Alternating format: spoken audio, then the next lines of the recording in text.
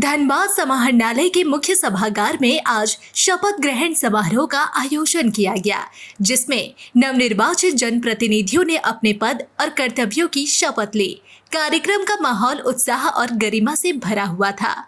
धनबाद नगर निगम के नवनिर्वाचित मेयर संजीव सिंह को जिला निर्वाचन पदाधिकारी नगर पालिका सह उपायुक्त आदित्य रंजन ने पद एवं गोपनीयता की शपथ दिलाई। इसके साथ ही नगर निगम के सभी 55 वार्डों के पार्षदों को भी शपथ दिलाई गई।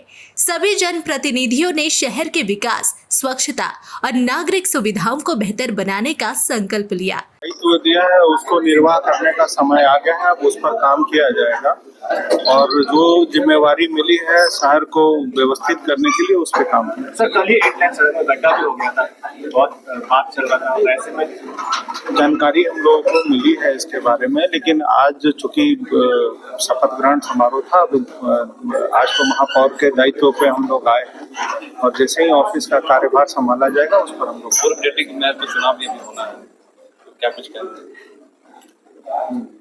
जिनको धनबाद की जनता ने चुना है वो चुने जाएंगे।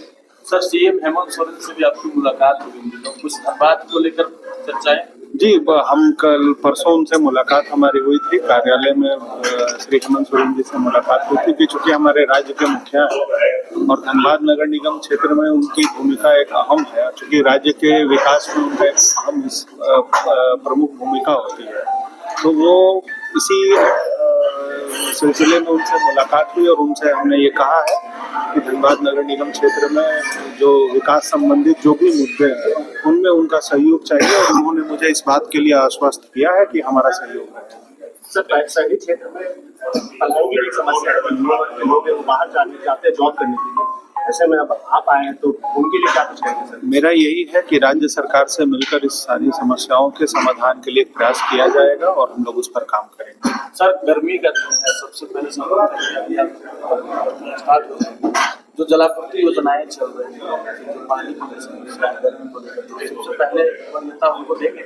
सबसे पहले जो शहर की जिन नल जल योजनाओं की कार्य जो चल रहे हैं उनकी समीक्षा की जाएगी, बैठक की जाएगी और चाहे वो प्रशासनिक स्तर पर हो, निगम के स्तर पर हो या राज्य सरकार के स्तर पर हो, उस पर हम लोग बात करके उसको जल्द चालू कराने का। निगम का खजाना खाली है, व्यय ज्यादा है, आय कम है, तो चुनौती तो सामने आएगा।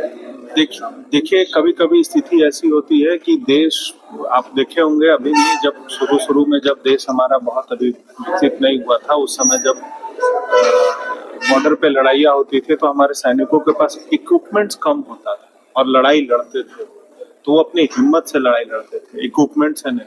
ना उनके पास हथियार होता था, ना उनको खाने की व्यवस्था होती थी, ना रहने का कोई संसाधन होता था, फिर भी देश के लिए वो लड़ाई लड़ते थे। तो ये भी एक लड़ाई है और उसको हम लोग ठीक करेंगे। इसी क्रम में चिरकुंडा नगर परिषद के अध्यक्ष सुनीता देवी को उप विकास आयुक्त सन्नी राज ने शपथ दिलाई।